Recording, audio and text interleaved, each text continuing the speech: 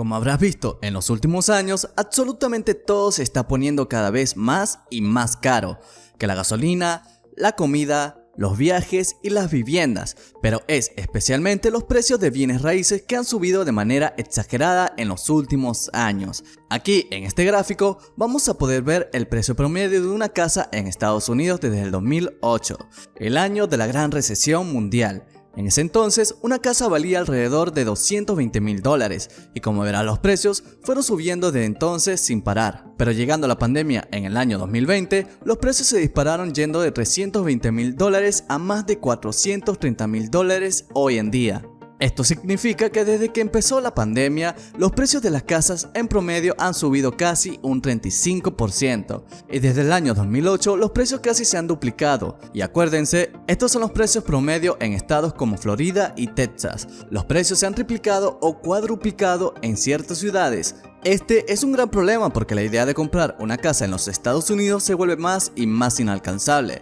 Pero ¿qué harías si te digo que la culpa no la tiene el mercado capitalista de los Estados Unidos? ¿Qué harías si te digo que la culpa la tiene un grupo de empresas? En este video vamos a desenmascarar cómo las empresas más poderosas del mundo están manipulando el precio de bienes raíces y sus cómplices son el gobierno. Y para empezar este video quisiera que nos enfoquemos en la empresa más poderosa del mundo. Pero si quieres saber más sobre esto, quédate para averiguarlo. Bienvenidos a iProfit, creando tu futuro, invirtiendo en tu presente. Empecemos con el video. Puede que tú nunca hayas escuchado antes de BlackRock, pero esta es la empresa más grande y poderosa del mundo. BlackRock es la empresa accionista más grande de todos los bancos en los Estados Unidos, de todas las empresas de redes sociales, de las empresas de medios de comunicación, de las empresas de comida y de las empresas farmacéuticas. Cualquier empresa que se te ocurra que es grande y está en la bolsa de valores, te garantizo que BlackRock tiene acciones compradas en cada una de ellas. Gestiona más de $10 millones en activos, es decir, 10 seguido por 12 ceros. Esto, para que te des una idea, equivale a casi la mitad de toda la economía de los Estados Unidos y equivale casi al 12% de toda la economía mundial. Todo bajo una empresa. Ahora la pregunta aquí es, ¿pero qué diablos hace BlackRock? Pues BlackRock es una empresa gestionadora de fondos de inversión. En simples palabras, eso significa que ellos manejan los fondos de inversión más grandes del mundo. Sus clientes son mayormente fondos de pensión, empresas de seguros, bancos y otros gobiernos. Gracias a que manejan tanto dinero, BlackRock se ha vuelto la empresa que es dueña de todas las empresas más poderosas del mundo. Y hay muchísimas personas, empresas y gobiernos que están en contra de BlackRock. Ha demostrado ser una empresa despiadada y oportunista que gana dinero al aprovecharse de crisis económicas, de la inflación y de sus relaciones políticas. En el año 2008, por ejemplo, durante la recesión, BlackRock fue la empresa que más aprovechó del colapso económico, pero también de la recuperación subsiguiente que estaba involucrada en la burbuja inmobiliaria que nos llevó a la gran recesión en el primer lugar. Y cuando la burbuja estalló, el jefe de BlackRock, Larry Fink, usó sus relaciones políticas para orquestar la recuperación económica. Esta recuperación significó la impresión de miles de millones de dólares que se utilizaron para estimular a la economía y mucho de ese dinero terminó en las manos de BlackRock, lo cual los dejó volverse accionistas de empresas a precios regalados. Este fue el comienzo del gran imperio que se volvió BlackRock hoy. Pero desde la gran crisis económica en el año 2008, BlackRock y muchos otros en Wall Street también empezaron a invertir en inmuebles. Como ustedes sabrán, después del colapso de la burbuja inmobiliaria en todo el mundo, los precios de las casas estaban por los suelos. Había millones de casas que estaban a la venta y muchas estaban completamente vacías, y cuando el gobierno estadounidense decidió estimular la economía al imprimir dinero y bajar los intereses bancarios centrales, BlackRock y muchas otras empresas empezaron a comprar casas agresivamente. Ellos sabían que la economía se iba a recuperar, especialmente si su jefe, Larry Fink, era el que estaba encargado de orquestar dicho estímulo. Por lo tanto, ellos decidieron comprar esta casa para ser revendidas o alquiladas. Y como les mostré en el gráfico del comienzo de este video, tenían toda la razón. Los precios de las casas en los Estados Unidos subieron sin parar. ¿Por qué subían tanto los precios? Pues primero porque la economía estaba creciendo gracias a tanto estímulo gubernamental. Segundo, casi todos los bancos centrales en todo el mundo estaban teniendo los intereses bancarios centrales en 0%. Con intereses tan bajos, todas las demás deudas también tenían intereses bajos, especialmente si compras un inmueble y lo dejas como garantía. Aquí en este gráfico van a poder ver los intereses de las hipotecas de 30 años, es decir, los intereses que tú pagarías por 30 años al comprar una casa. Como verán, estos estaban en una tendencia bajista. Por lo tanto, comprar una casa, alquilarla y después revenderla era un gran negocio después. Para que entienda la lógica de estas inversiones, imagínense que usted en el año 2011 compraba una casa. Los precios promedio de una casa en los Estados Unidos eran de $225,000 en ese entonces, y los intereses promedios eran de 4%. Es decir, si tú compras una casa a crédito, tienes que poner el 20% del valor de la casa, el llamado down payment, y te prestas el 80% restante pagando un interés anual del 4%. Y digamos que esta casa tú la alquilabas por un precio de $1,500 al mes, lo cual es más o menos el promedio en los Estados Unidos. En esa época se traducen $18,000 al año en alquileres que recibirían después para impuestos, mantenimiento e intereses. Tú probablemente recibirías unos $6,000 al año netos. Y acuérdate, esta ganancia después de pagar por todos los gastos de deuda. Y no te olvides, si la casa te costó $225,000, tú solamente pones $45,000 de capital y te prestas el resto con un entorno de $6,000 al año. Esto se traduce en 13% de retornos anuales netos. Y ojo, estos 13% no incluyen la plusvalía, es decir, la subida de precio del inmueble. Tú venderías esta misma casa hoy al precio promedio de $430,000. Hubieses ganado casi 10 veces tu inversión inicial de $45,000. Las demás empresas de inversiones en Wall Street son extremadamente lucrativas. Esto fue algo nuevo en Wall Street porque las casas residenciales normalmente eran destinadas a las familias. Empresas como BlackRock preferían invertir en edificios para oficinas, centros comerciales y otro tipo de inmuebles. Pero cuando se dieron cuenta de lo lucrativo que era esto, ellos empezaron a comprar casas residenciales como nunca antes. Ahora, esto creó un gran problema en el mercado de bienes raíces en Estados Unidos. Primero, las familias que querían comprar un hogar estaban compitiendo con ofertas. Empresas gigantes como BlackRock y otras en Wall Street.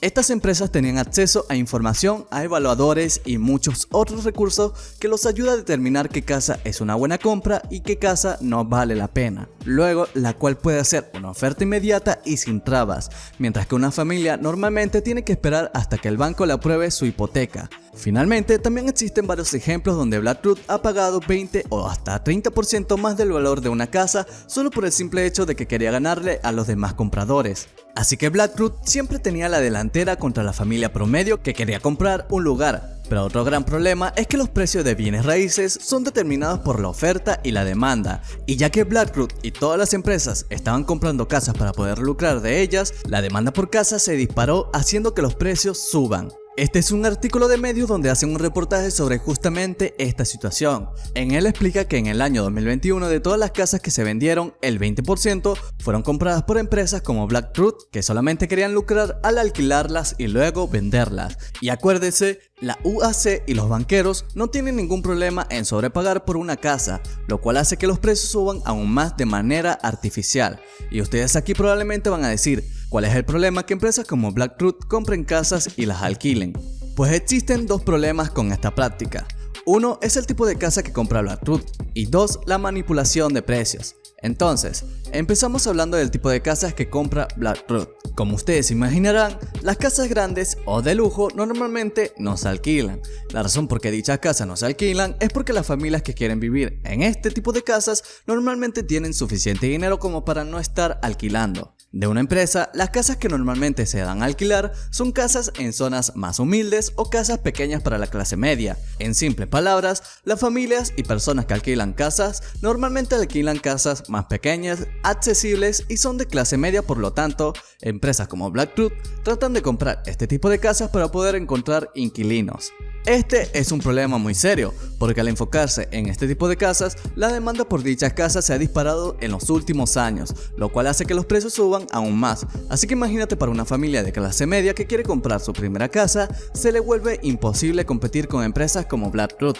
Luego, si los precios ya de por sí suben sin parar, BlackRock simplemente está empeorando la situación al tratar de comprar dichas casas. Y finalmente, otro gran problema con esta práctica es que estas familias no saben mucho de leyes y contratos. Han habido muchos artículos e historias que explican que empresas como BlackRock alquilaban casa a gente trabajadora y les subían los alquileres drásticamente o les echaban de su casa sin devolverles su garantía.